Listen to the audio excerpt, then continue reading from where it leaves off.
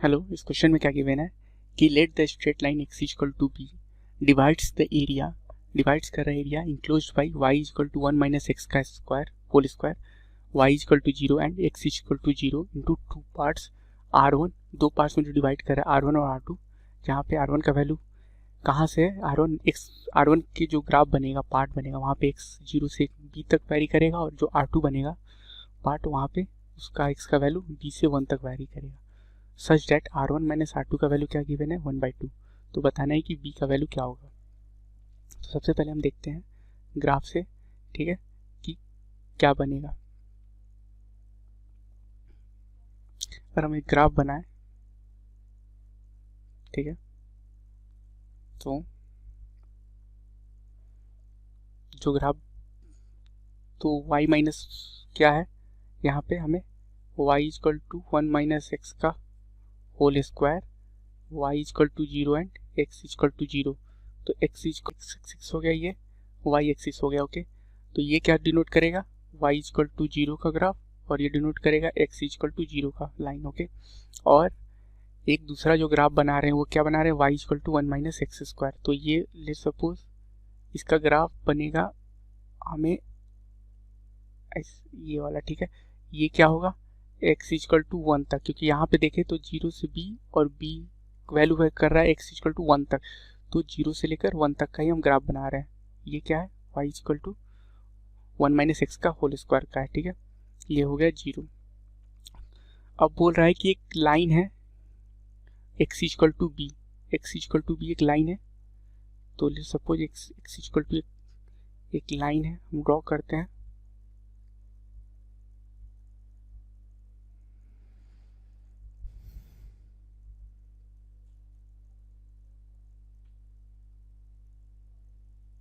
ठीक है, ये लाइन क्या है, x इक्वल टू b, ठीक है। तो ये दो पार्ट में डिवाइड करेगा, r1 और ये r2, ठीक है। तो ये तो r1 का वैल्यू कहाँ से कर रहा है, 0 का x इक्वल टू ये हो गया x इक्वल टू b, ठीक है। तो b कॉमा 0 हो जाएगा, और ये हो जाएगा, तो दोनों का इंटीग्रेट कर रहे हैं, तो r1 क्या हो जाएगा, इस एरिया को इंटीग्रेट करेंगे तो ये एरिया निकाल रहे हैं, तो क्या हो जाएगा 1 माइनस एक्स का होल स्क्वायर dx, कहाँ से, 0 से लेकर b तक। ओके, तो ये किसके इक्वल है, इसको इंटीग्रेट करेंगे तो क्या हो जाएगा 1 माइनस एक्स का होल क्यूब बाई 3, और ये माइनस साइन आ जाएगा, ठीक है। ये वैल्यू कहाँ से कहाँ तक जाएगा, 0 से लेकर b तक, ठीक है।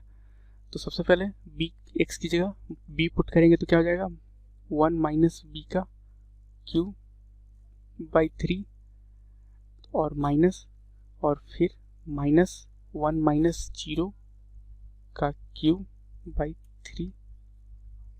ओके, सो 1 माइनस b का क्यूब बाई 3, ये माइनस माइनस क्या हो जाएगा प्लस, 1 का क्यूब 1 बाई 3। ये क्या हो गया, ये r1 का वैल्यू हो गया।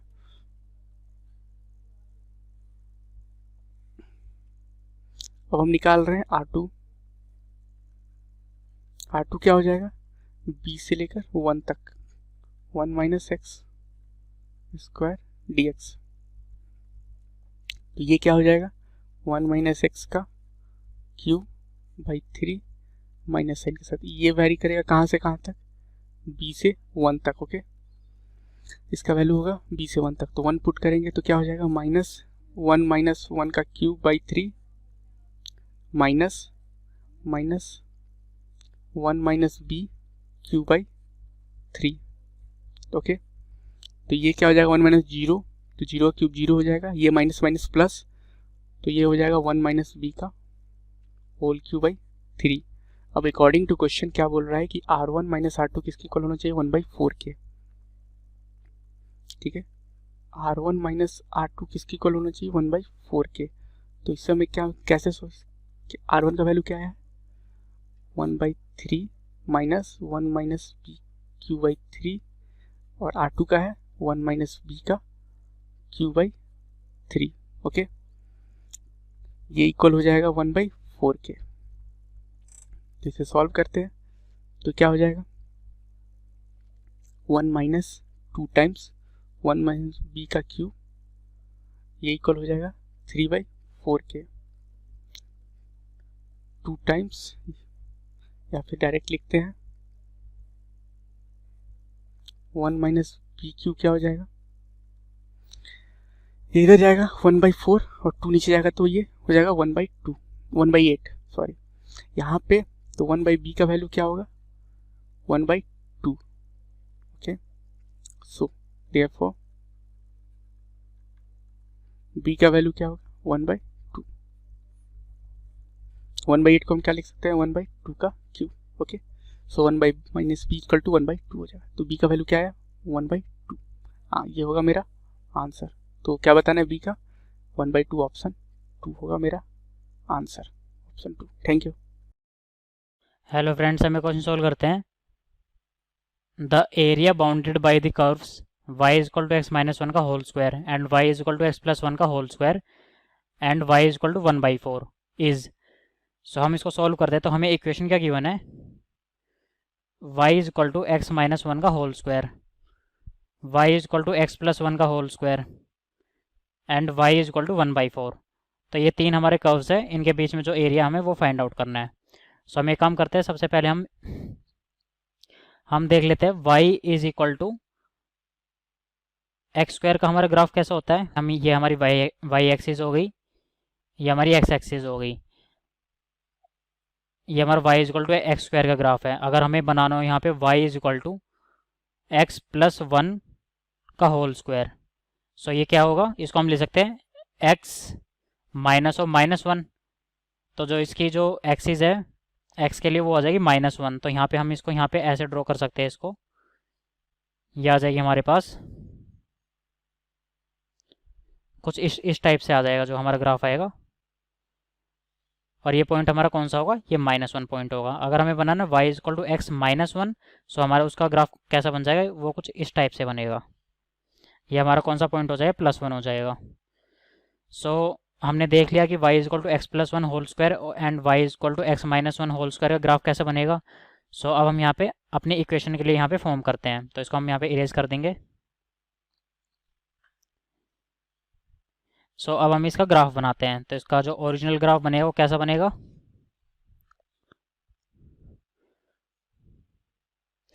ये हमारी y एक्सिस हो गई, ये हमारी x एक्सिस हो गई। तो यहाँ पे हम पैराबोला बनाते हैं। अब हमें पता है y is equal to x square हमारा अपवर्ड पैराबोला बनेगा। अब हम यहाँ से देख सकते हैं x -1 का होल स्क्वायर है, तो इसका ग्राफ कैसा बनेगा, हमारा इसका ग्राफ कुछ इस टाइप से बनेगा।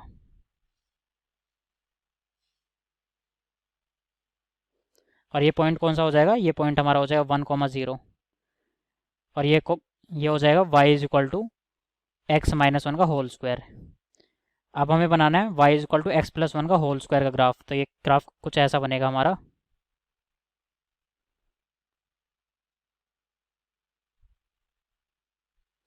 ये ग्राफ हमारा कुछ ऐसा बन जाएगा, और ये वाला पॉइंट कौन सा हो जाएगा, -1,0। और हमें क्या गिवन है, y इज इक्वल टू 1/4, हमें एक लाइन गिवन है। So y is equal to 1/4 हमारी कुछ यहाँ पे एक लाइन आ जाएगी, that will be y is equal to 1/4। So यहाँ पे हम देख सकते हैं हमारा कॉमन रीजन कौन सा है, हमारा कॉमन रीजन ये वाला हो जाएगा जो तीनों के बीच में, और ये एरिया में फाइंड आउट करना है।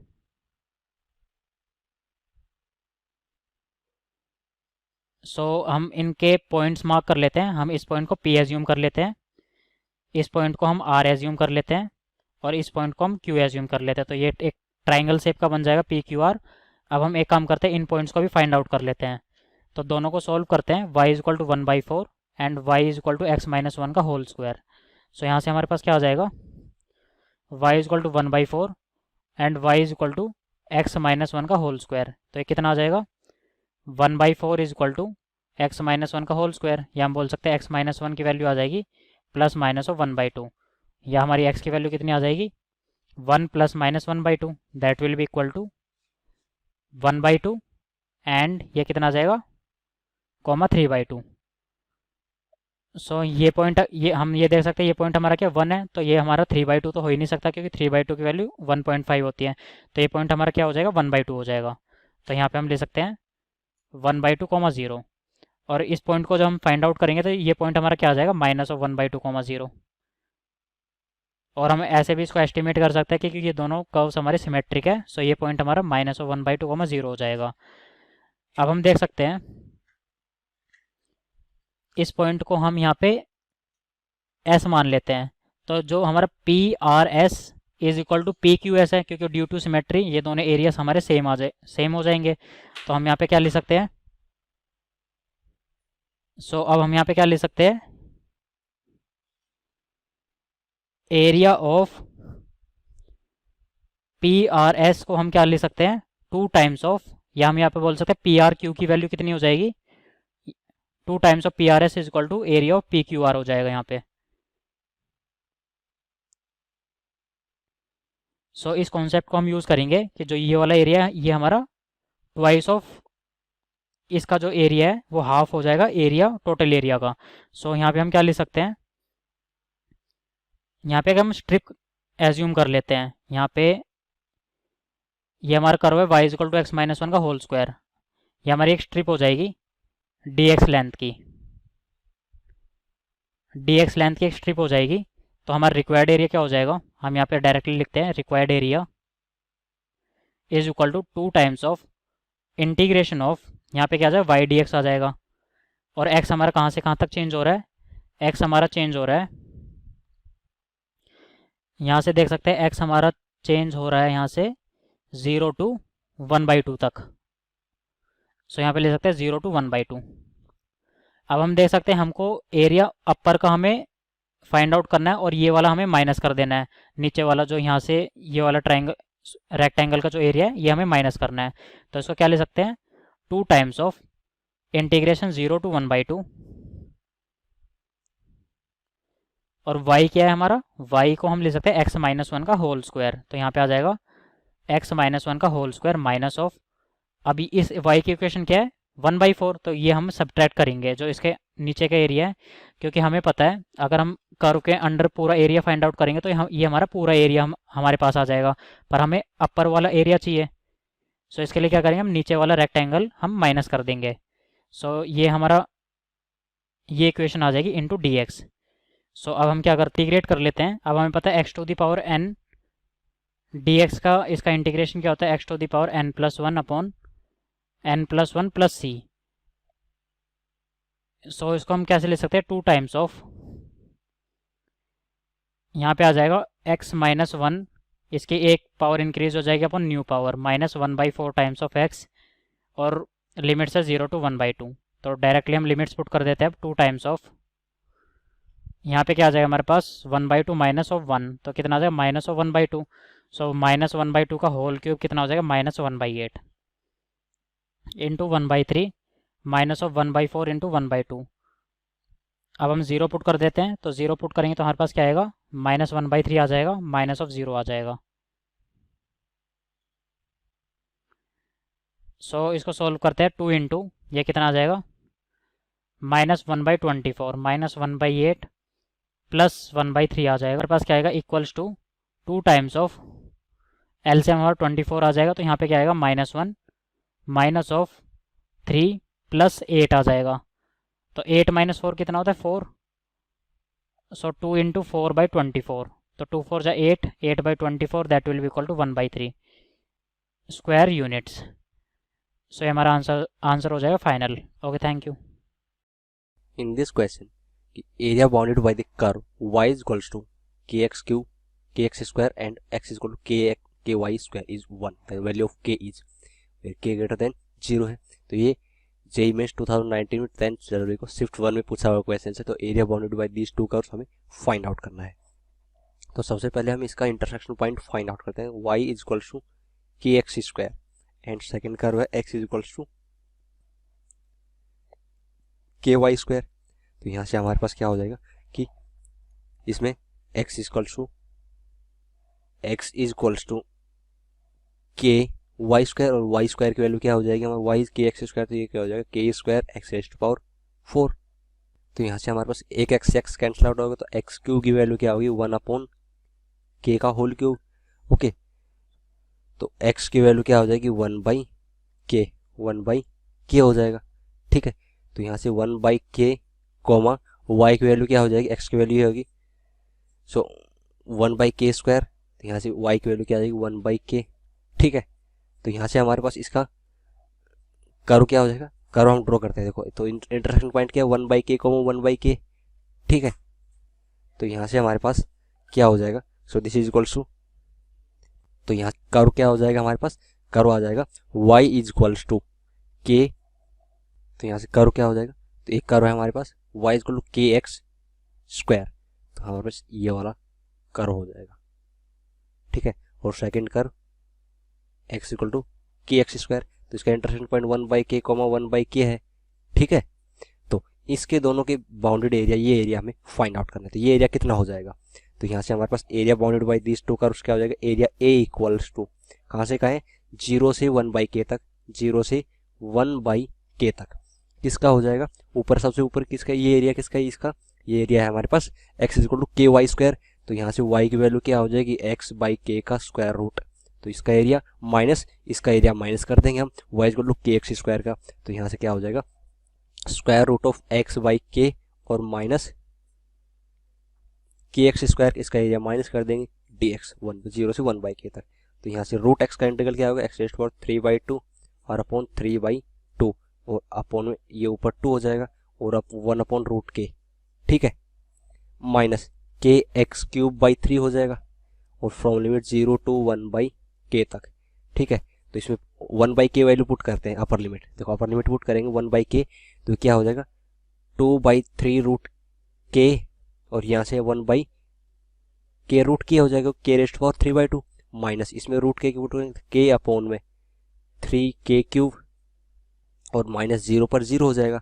तो यहाँ से हमारे पास वैल्यू क्या आ गई, तो देखो k into k k square, तो 2/3k square minus k upon k से k कैंसिल आउट हो गया, तो यहाँ से हमारे पास वैल्यू क्या हो जाएगी, this is equals to 1/3k square.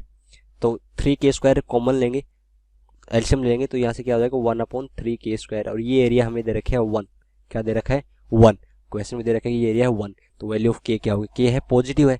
Okay, तो यहाँ से हमारे पास क्या हो जाएगी, तो k स्क्वायर की वैल्यू क्या आ गई 1/3, तो k की वैल्यू क्या हो जाएगी प्लस माइनस 1/√3। अब हमें पता है प्लस 1/√3 होगी। ठीक है, तो यहाँ से k की वैल्यू पॉजिटिव होगी तो 1/√3, तो क्योंकि k की ओनली पॉजिटिव वैल्यू होगी तो k की वैल्यू आ जाएगी 1/+1/√3, तो value of k equal to 1/√3। 1/√3 कौन सा ऑप्शन करेक्ट हो जाएगा यहाँ पर, सेकेंड ऑप्शन यहाँ पर करेक्ट हो जाएगा। ठीक है, ओके, तो k की वैल्यू 1/√3 होगी। हेलो, इस क्वेश्चन में एरिया गिवन है और कर्व की इक्वेशन फाइंड आउट करनी है। इसमें बोला है the area bounded by the curve, like area bounded by the curve की वैल्यू गिवन है, ये वैल्यू है b-1 sin 3b+4 और ये लिमिट की वैल्यू गिवन है fx और dx 1 to b। इसमें fx की वैल्यू फाइंड आउट करनी है कर्व की इक्वेशन, तो पहले तो डिफरेंशिएट कर देंगे both side with respect to b, differentiate both side with respect to b, ये आएगा fb.1 - 0 equal to b-1 3 cos 3b+4 plus sin 3b+4.1।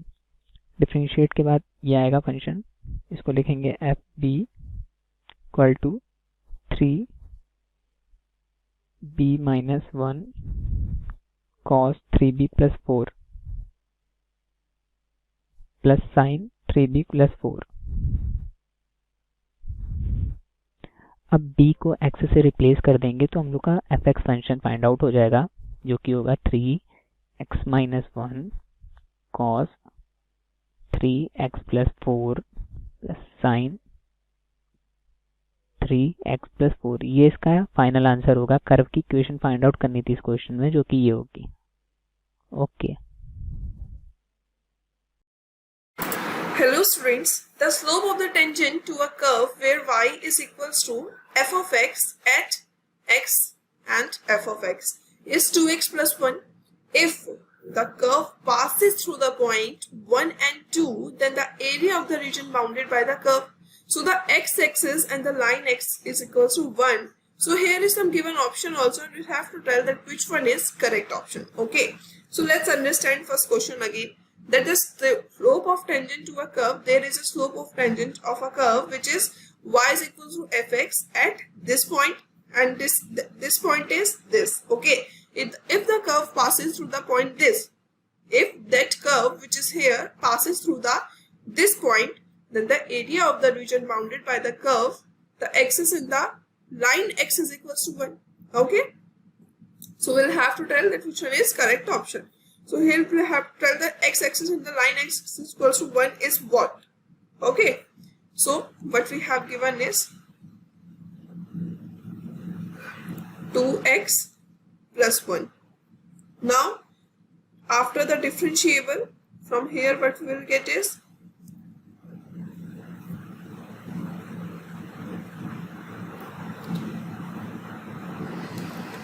2x plus 1, right? And it will be our f of x, we have x square plus x plus c passes through 1 and 2. Okay, so here what we are doing is that the area of the region bounded by the curve, the x-axis at this point. Okay, if the curve passes through the point this, so we are just taking our functions for the passes through this point. Okay, so it will be 2 plus, we have value of x is 2 and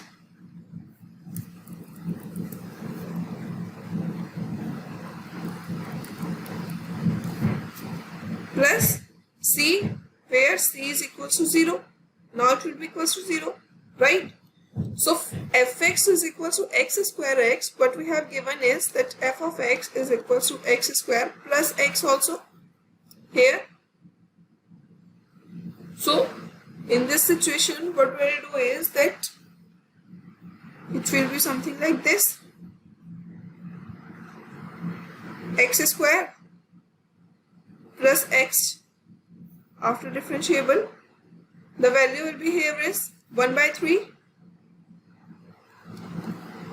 plus 1 by 2 plus, which is equal to 5 by 6 square units, right? So it means our correct option is 5 by 6. Am I right? Now let's make the graph also. The graph will be something like this, right? Here will be our 0. Here will be our 1. This will be our minus 1. Now let's check. 5 by 6. 5 by 6 will between this, some here it will be. So this will be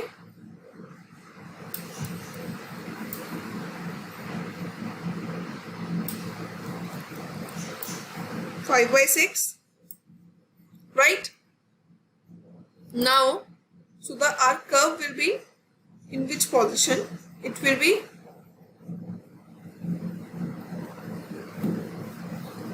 from here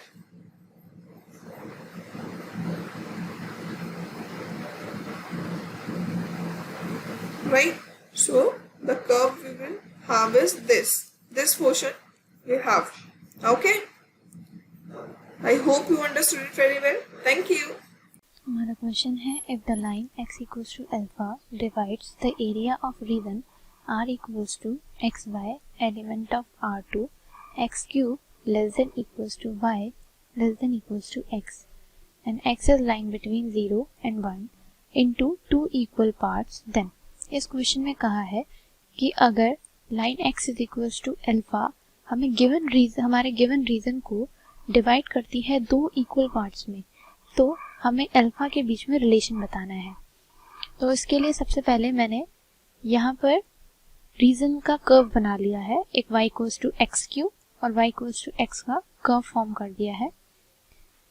और अब हमारे इन दोनों के बीच का जो intersection area है वही हमारा गिवन रीजन है। तो सबसे पहले हम इस रीजन का, यानी ये जो रीजन है हमारा, इसका एरिया निकाल लेते हैं। इसका एरिया निकालने के लिए हम सबसे पहले एक वर्टिकल स्ट्रिप लेंगे।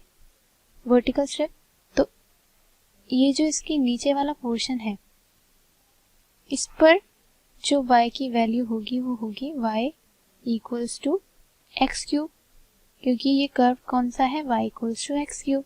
और ये जो ऊपर वाली स्ट्रिप है वो y इक्वल्स टू एक्स को टच कर रहा है, तो इसका अपर लिमिट आ जाएगी y इक्वल्स टू एक्स। जबकि हमें पता है कि x जो है वो लाई कर रहा है 0 से 1 के बीच में, 0 से 1 के बीच में लाई कर रहा है। तो हम सरफेस इंटीग्रल का यूज करते हुए इस क्वेश्चन को सॉल्व करेंगे। हम सबसे पहले निकाल रहे हैं area of region. Area of region, तो इसके लिए डबल इंटीग्रल का यूज से करेंगे हम। सबसे पहले हमारे जो x की लिमिट है वो कहाँ से वेरी कर रही है, 0 से 1 के बीच में, और y की जो लिमिट है वो वेरी कर रही है एक्स क्यूब से लेकर x तक। और इसका एरिया निकाला जाता है इस तरीके से dx dy। अब हम सबसे पहले y के रिस्पेक्ट में इसे इंटीग्रेट कर देते हैं। तो dy का जो इंटीग्रल हो जाएगा, dy का इंटीग्रल है वो हो जाएगा y। तो इंटीग्रल ऑफ 0 to 1 y, जिसकी लिमिट है एक्स क्यूब से x तक dx। अब हम इसकी लिमिट लिख रहे हैं तो क्या आ जाएगा, x minus x cube 0 to 1 dx। और अब x का इंटीग्रल करेंगे तो हमारे पास आएगा x square by 2 minus x power 4 by 4, और लिमिट लगा देंगे 0 to 1। अब हम लिमिट्स इसमें रखेंगे तो आ जाएगा 1/2 माइनस 1/4, और 0 रखने पर तो 0 वैल्यू आएगी ही। अपर लिमिट पर ये आ गया, माइनस लोअर लिमिट रखने पर 0 आ गया। अब हमारा जो फाइनल एरिया ऑफ रीजन आ जाएगा वो कितना आ जाएगा, 1/4। ये हमारा एरिया ऑफ रीजन आ गया। अब गिवन क्वेश्चन के अकॉर्डिंग हमारे पास x इक्वल्स टू अल्फा कोई लाइन है। मान लीजिए x इक्वल्स टू अल्फा, यहाँ पर कोई लाइन है, वो क्या कर रही है, इस पूरे रीजन को, ये जो हमने, ये हमारा रीजन था, इस पूरे रीजन को 2 पार्ट्स में, 2 इक्वल पार्ट्स में डिवाइड कर रही है। तो हम क्या करेंगे, जो हमारा एरिया ऑफ रीजन होगा वो 2 टाइम्स हो जाएगा एरिया ऑफ रीजन के 0 से लेकर जो x equals to alpha line intersect कर रही है कर्व को, उस एरिया, उस लाइन तक के एरिया का हमारा एरिया ऑफ रीजन। तो हमारे पास आ जाएगा कि जो एरिया ऑफ रीजन होगा वो क्या हो जाएगा, ट्वाइस टाइम ऑफ इंटीग्रल 0 से alpha x minus x cube dx। अब हम इस इंटीग्रल को सॉल्व करेंगे तो हमारे पास आ जाएगा 2 x square by 2 minus x की पावर 4/4, और लिमिट लगा देंगे 0 to अल्फा। अब हम अपर लिमिट रखेंगे तो हमारे पास आ जाएगा alpha square by 2 minus alpha power 4/4। अब हमें पता है एरिया ऑफ रीजन हमने ऊपर निकाला वो क्या आ रहा था, 1/4। तो इसकी वैल्यू जो हमने निकाली ये 1/4 की इक्वल है, तो 1/4 इक्वल कर देंगे इसे, equals to 2 alpha square by 2 minus alpha power 4/4। अब हम इसका एलसीएम ले लेंगे यहाँ पे, तो 1/4 equals to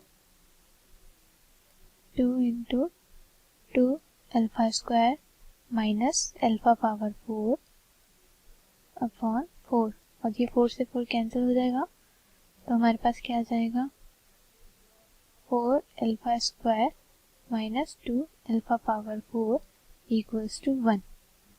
This implies that 2 alpha power 4 minus 4 alpha square plus 1 equals to 0. तो हमारा जो आंसर है वो क्या आ जाएगा? Option number 1. तो यही हमारा क्या है? फाइनल आंसर है. Option 1 is our final answer. Thank you. Hello friends, तो आज के हम क्वेश्चन कर रहा है area of region bounded by the curve y equal to e⁻x and the line x equal to 0 and y equal to e. तो चलिए हम इसका सॉल्यूशन फाइंड करते हैं. उसके बाद हमें बताना इन चारों में से कौन सा ऑप्शन सही है. तो उसके लिए हम क्या करना होगा? कोऑर्डिनेट एक्सिस पहले ड्रॉ करना होगा. फिर हम क्या करेंगे? e⁻x का ग्राफ ड्रॉ कर देंगे.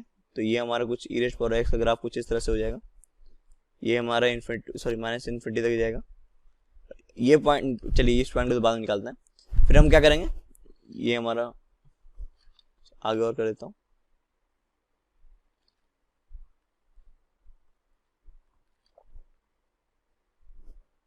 Note is okay. अब हम क्या करेंगे? यहाँ पे y इक्वल टू e का लाइन ड्रॉ कर देंगे. सपोज करते हैं ये हमारा कुछ y इक्वल टू e का लाइन है. y इक्वल टू e का लाइन. तो x इक्वल टू 0 का लाइन क्या हो गया? ये y एक्सिस हो गया. y इक्वल टू e का लाइन ये हो गया और ये कर्व हो गया. तो बेसिकली हमें जो एरिया निकालना है वो क्या निकालना है? ये साइडेड रीजन वाला निकालना है. तो फ्रेंड्स ये पॉइंट तो हमारा पता चल गया. ये पॉइंट हमारा क्या है? y equal to e. हमें क्या करना है? ये पॉइंट निकाल देना है. तो ये कब निकलेगा? जब हम x की वैल्यू 0 पुट कर देंगे. तो ये हमारा क्या हो गया? y equal to e⁻0. तो y की वैल्यू क्या हो गई? यहाँ पे 1 हो गई. इसका ये पॉइंट क्या हो गया? 0,1 हो गया. तो बेसिकली हमें जो एरिया निकालना है वो इस कर्व का 0 से लेकर 1 तक y की वैल्यू में निकाल देना है. तो हम क्या करेंगे? यहाँ पे ये जो y इक्वल टू e⁻x का फंक्शन है, हम यहाँ पे क्या करेंगे? हॉरिजॉन्टल लिस्ट टाइप ले लेंगे. तो उसके लिए हम क्या करना होगा? फंक्शन x में निकालना होगा y के टर्म्स में. तो हमने हॉरिजॉन्टल लिस्ट टाइप ले लिया. तो हमें क्या करना होगा? फंक्शन x में निकालना होगा y के टर्म्स में. तो ये y इक्वल टू e⁻x. तो इससे हम क्या लिख सकते हैं? x equal to log y लिख सकते हैं. ये बेसिकली एक फॉर्मूला होता है. अगर y इक्वल टू e⁻x होता है तो x equal to log y हम लिख सकते हैं. तो अब हम चलिए एरिया निकाल लेते हैं. तो एरिया हमारा क्या हो जाएगा? एरिया हमारा हो जाएगा इंटीग्रल ऑफ log y कहाँ से कहाँ तक? 1 से लेके e तक में log y dy हो जाएगा. तो आप देख सकते हैं ये हमारा क्या आ जाएगा? ये हमारा आ जाएगा log y का इंटीग्रेशन का फॉर्मूला क्या होता है? ये होता है y log y minus y. तो ये हमारा हो गया. लिमिट कहाँ से कहाँ तक होगी? 1 से लेके e तक हो गई. तो ये हमारा हो जाएगा e log of e minus e. फिर जब 1 पुट करें तो क्या आ जाएगा? 1 इंटू log ऑफ 1 माइनस 1. तो फ्रेंड्स ये क्या? log e की वैल्यू क्या होती है? 1 होती है. तो ये तो e माइनस e हो गया. माइनस क्या हो गया? log 1 की वैल्यू 0 होती है. तो 0 माइनस 1. तो ये क्या हो गया? फाइनली इसकी वैल्यू हो गई 1. तो हमारा जो एरिया आ गया वो क्या हो गया? 1 आ गया. चलिए हम देखते हैं हमारा कौन सा ऑप्शन सही है. तो हमारा ऑप्शन ए तो गलत हो गया. ऑप्शन बी में कह रहा है integral from 1 to e ln e plus 1 minus y dy के इक्वल है ये. तो चलिए हम देख लेते हैं इसका इंटीग्रल निकाल के. तो इंटीग्रल क्या है? 1 to e ln 1 plus e minus y dy. ये हमें इंटीग्रल कह रहा है, आप देख सकते हैं. तो हम क्या करेंगे? इसके लिए यूवी फॉर्म वाला इंटीग्रल लगाएंगे. वो क्या होता है? अगर हमें दिया होता है integral of ux into v x sorry for this dx. तो उसके लिए हम क्या करते हैं? vx को बाहर कर लेते हैं. इंटीग्रल ऑफ ux dx करते हैं. माइनस क्या करते हैं? इंटीग्रल ऑफ क्या करते हैं? v dash x and differentiation of vx into क्या करते हैं?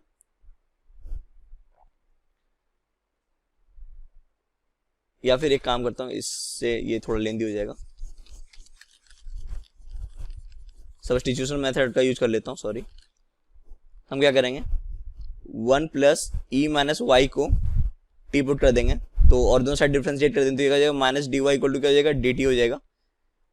लिमिट अभी हम चेंज नहीं कर रहे हैं. लिमिट हम फाइनली फिर से हम t को y के टर्म्स में रख देंगे. तो हमारा इंटीग्रल ऑफ क्या हो जाएगा? ln t dt हो जाएगा विथ माइनस साइन. तो अभी मैंने आपको बताया कि ln x का इंटीग्रेशन का फॉर्मूला क्या होता है? x ln x minus x. तो ये क्या हो जाएगा? t ln t minus t with minus sign. तो ये हमारा क्या हो जाएगा? ये हमारा हो जाएगा t minus t ln t. तो ये हमारा क्या हो जाएगा? t को अगर हम कॉमन ले लेंगे t into 1 minus ln t. चलिए हम t की वैल्यू अगर पुट कर देते हैं. तो हमारा जो इंटीग्रल था इसे हम क्या करते हैं? कैपिटल आई सपोज कर लेते हैं. तो i इक्वल टू क्या हो जाएगा? ये 1 plus e minus y into 1 minus ln of 1 plus e minus y. और इसकी वैल्यू क्या हो जाएगी 1 से ई तक, 1 से ई तक। तो पहले हम 1 पुट करने, चलिए इसको ऐसे लिख देता हूँ, 1 plus e minus y, now it is okay, 1 से ई तक इसकी वैल्यू होगी। तो आई इक्वल टू क्या हो जाएगा, पहले हम ई पुट करें तो क्या हो जाएगा 1 plus e minus E into 1 minus ln of 1 plus e minus E, minus में क्या हो जाएगा, माइनस में अब y की जगह अब करेंगे 1 पुट करेंगे तो ये जाएगा 1 plus e minus 1 into 1 minus ln of 1 plus e minus 1। तो चलिए अब हम इसे पुट करते हैं, तो ये हमारा क्या गया, ये हमारा हो गया i इक्वल टू, ये हो गया 1 प्लस ई माइनस ई क्या हो जाएगा 1 हो जाएगा, तो ये हो जाएगा 1 इंटू, अब ये देखिए ये क्या है ln 1 हो जाएगा, ई माइनस ई तो आपस में कैंसिल हो जाएगा, तो ये हो जाएगा ln 1 की वैल्यू क्या होती है 0, तो फाइनली ये क्या हो गया 1 माइनस 0 हो गया।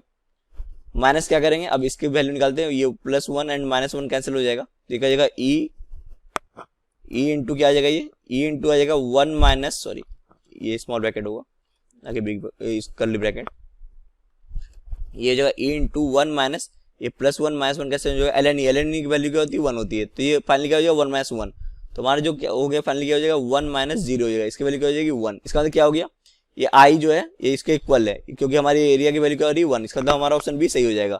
ऑप्शन सी में क्या कह रहा है, E minus integral from 0 to 1 ex dx है ये, चलिए हम देख लेते हैं। तो क्या है, E minus integral from 0 to 1 e raised to power x dx है, तो ये क्या है,